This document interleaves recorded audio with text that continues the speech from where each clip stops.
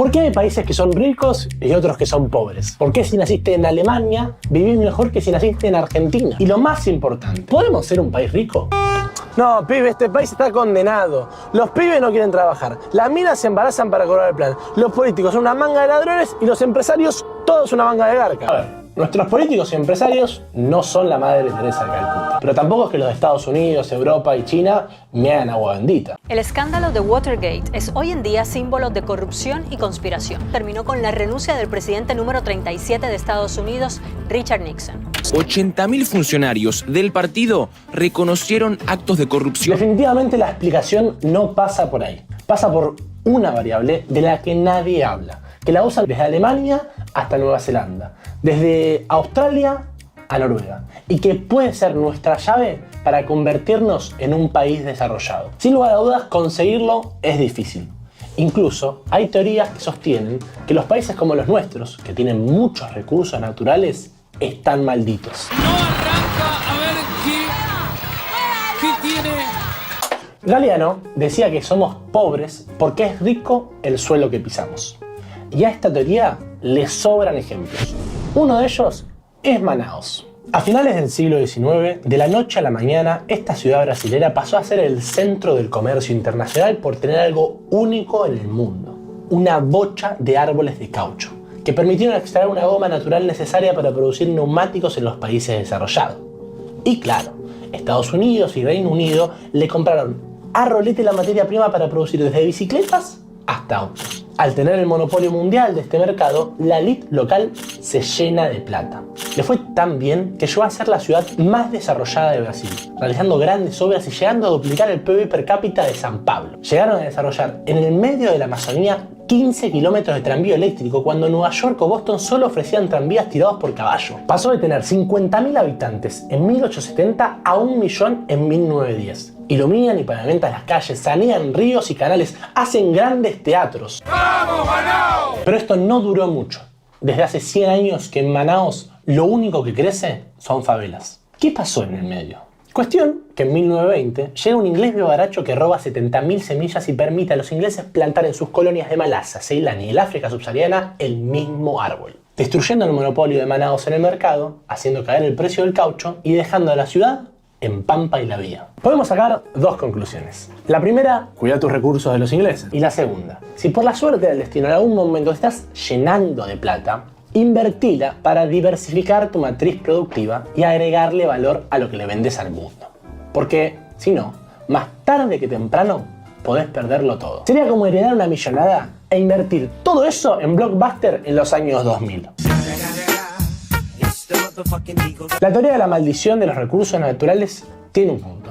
Apoyar toda tu economía solamente en los recursos naturales puede ser un problemón. Sin embargo, tiene un gran error. Vayan a explicar qué es lo que diferencia a los países desarrollados de los no desarrollados. Y te lo explico con bananas, celulares y mis dotes artísticos. Básicamente, lo que nos dice la teoría de los recursos naturales es que podemos medir el desarrollo de los países según una sola variable: el porcentaje tecnológico de las exportaciones de cada país. Hay países que venden recursos naturales, bananas, y países que venden bienes industriales, celulares. Estos nos sirven para medir el desarrollo de países como por ejemplo Alemania y Argentina.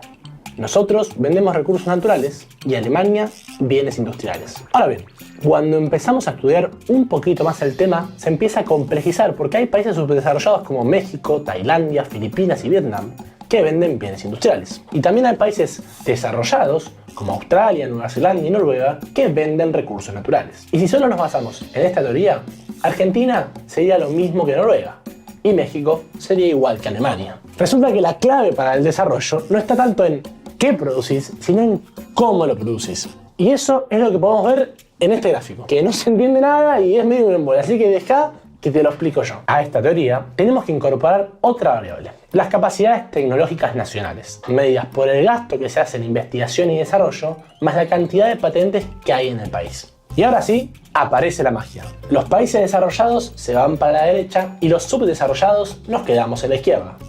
Así que ya sabemos, cuando queremos medir el desarrollo de un país, tenemos que tener en cuenta la variable que vendemos, si recursos naturales o bienes industriales.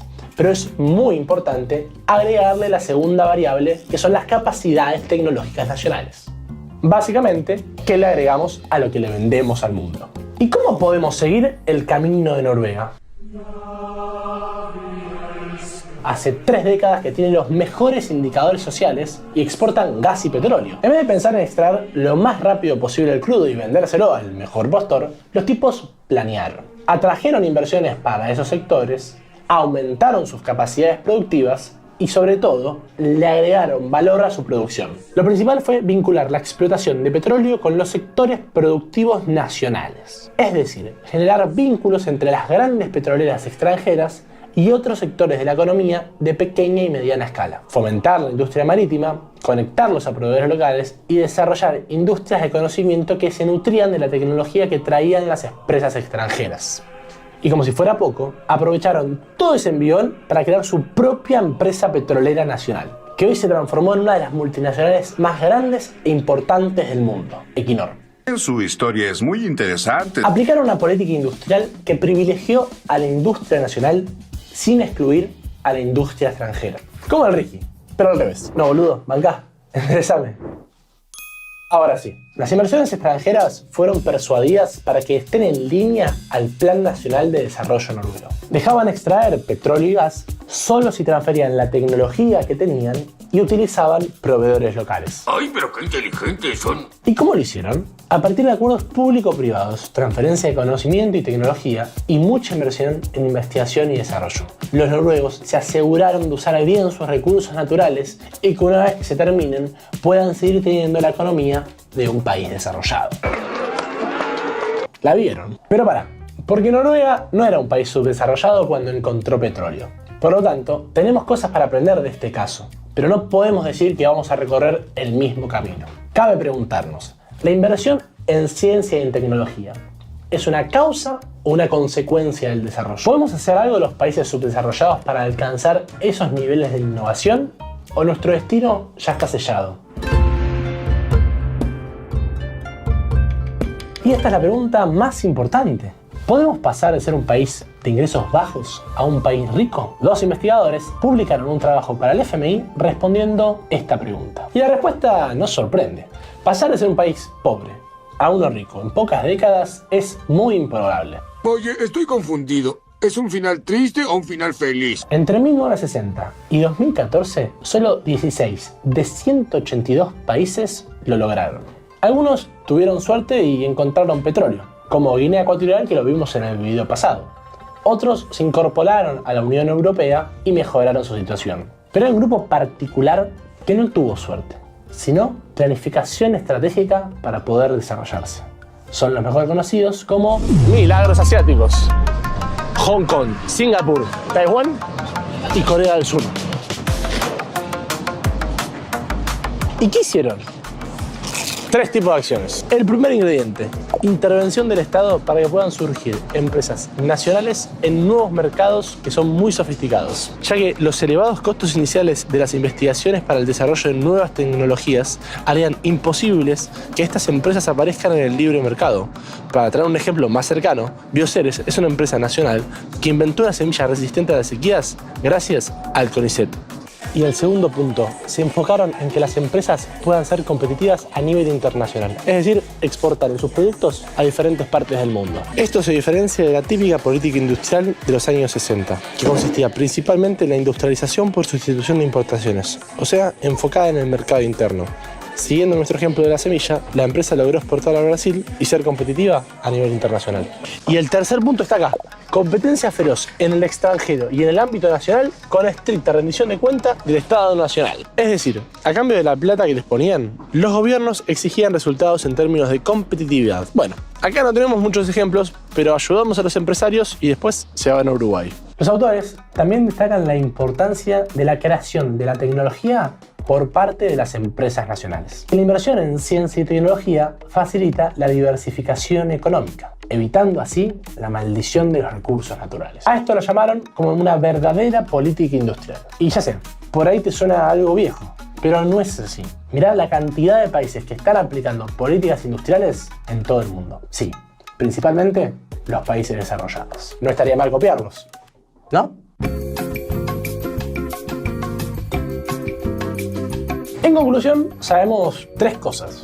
La primera, no podemos depender solo de los recursos naturales. Manaos, Potosí, como otros tantos ejemplos, nos demuestran que si queremos ser un país desarrollado, en donde la gente viva mejor y pueda proyectar un futuro, no podés depender solamente de los recursos naturales. Ya que si bien la maldición de los recursos naturales no existe, sí es verdad que solamente vender los recursos naturales te hace muy dependiente y vulnerable. 2. Los recursos naturales no están malditos, pero no alcanzan. Es mejor depender de lo que tenemos en la cabeza que lo que tenemos en el suelo. Eso nos muestran ejemplos como el de Noruega, en donde se enfocaron en aumentar sus capacidades productivas en torno a los recursos naturales. Por eso, es clave invertir en investigación y desarrollo. Esto es lo que diferencia a Manaus de Noruega. Y tercero, todavía podemos ser un país desarrollado.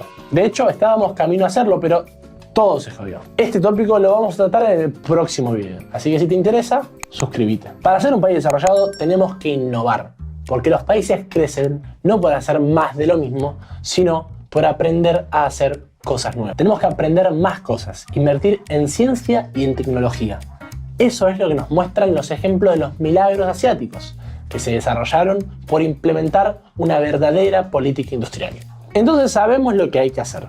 Pero además sabemos que lo tenemos que hacer ahora, porque el mundo nos está dando una nueva oportunidad histórica para poder ser un país desarrollado. Por la transición energética se está cambiando la manera en que tenemos de producir energía. Esto implica que van a demandar muchísimo gas, que tenemos en Vaca Muerta, y muchísimos minerales críticos para poder producir energías limpias. Estos son los nuevos mercados a los que nos referimos, en donde si el sector público y el sector privado logran articular virtuosamente, tenemos una gran potencialidad para ser un país desarrollado. Este video lo hicimos con el Laboratorio para la Transición Energética y el equipazo humano que hay detrás. No me quiero olvidar de nadie. Sofía Cruzaldo y Camila Herrero en la investigación y en la producción del video, en donde también estuvimos la parte creativa, Gonzalo Álvarez y Cruz Rax, y que también este último es el editor del video, que calculo que habrá hecho un par de maldades. Y a su vez, Azul Schwarzman, parte del equipo coordinador del laboratorio. Muchas gracias y bueno, espero que lo hayan disfrutado. Suscríbanse para más, pongan algún comentario si les gustó y no olviden de dejar el me gusta. Adiós.